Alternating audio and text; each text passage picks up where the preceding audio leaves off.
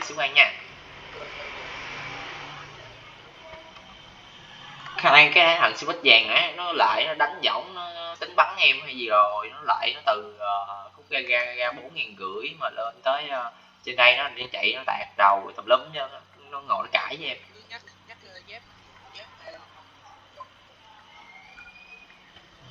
Lúc đầu là tính chắn áp luôn rồi đó.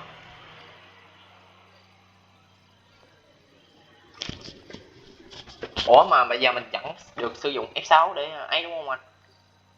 F6 xuống xe hả? Đúng rồi. Em thực tập có được sử dụng cái đó không anh? Được, đúng tình huống thì được.